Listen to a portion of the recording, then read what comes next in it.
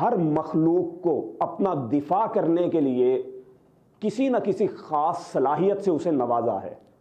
بالکل. انسان ہے، اس کو عقل سلیم عطا کی، بہت ساری مخلوقات ہیں ان کو طاقت عطا فرمائی.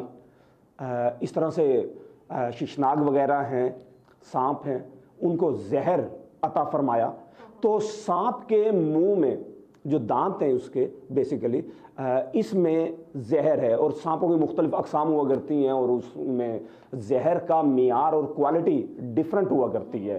تو اگر سانپ یا ناگ جو زہریلا ہوگا وہ مسلسل شکار کرے گا تو یہ ایک پروسیس ہے کہ وہ اپنے شکار کو وہ زہر جو اس کے اندر ڈیولپ ہوا ہے وہ ٹرانسفر کر دے گا، منتقل کرتا ہے. اور اگر وہ شکار نہیں کرتا تو یہ زہر اس کی باڈی کے اندر محفوظ رہے گا. یہ محفوظ رکھنے کا جو پوائنٹ ہے، جو میری معلومات ہیں، وہ سانپ کا سر ہوا کرتا ہے. اور خاص طور پر جو سپیرے افراد ہوا کرتے ہیں انہیں معلوم ہوتا ہے کہ کون سے سانپ، کون سے ناگ وغیرہ جو ہیں وہ زیادہ زہریلے ہیں. ان کو اگر انہوں نے ناگ کے منکے کا حصول ان کا مرہون منت ہو تو پھر اس قسم کے ناگ کو خاص طور پر وہ پرورش پاتے ہیں، خاص قسم کی پٹاری میں ان کو خاص آرٹیفیشل ماحول دیتے ہیں تاکہ وہ شکار نہ کر سکے. کیونکہ اگر وہ شکار کرے گا تو وہ زہر جو ہے وہ اپنے شکار کی طرف وہ منتقل کر دے گا، اور ان کا بیسک پرپس جو ہے وہ یہی ہے کہ زیادہ سے زیادہ اس زہر کو بچانا ہے.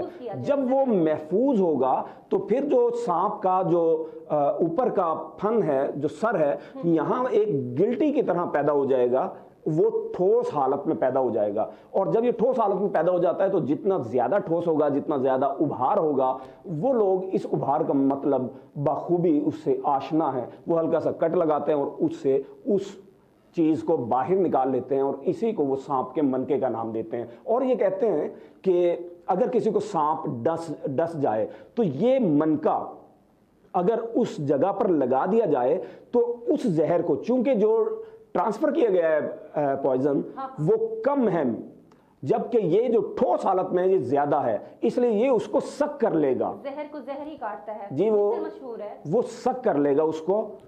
تو میں یہ سمجھتا ہوں کہ منکے کے حوالے سے، یہ سائنسی حوالے سے میں اتنا ہی کہنا چاہوں گا. ناظرین، گفتگو کا سلسلہ جاری ہے. عابد سہیل صاحب سے ہم مزید جو تاریخی معلومات ہیں وہ لیں گے، اور جتنے بھی قصے سنائے جاتے ہیں لائک گدڑ سنگھی ہو گیا، اس حوالے سے ہم مزید جانتے ہیں. لیکن یہاں وقت ہوا چاہتا ہے ایک چھوٹے سے بریک کا. ملتے ہیں ایک بریک کے بعد.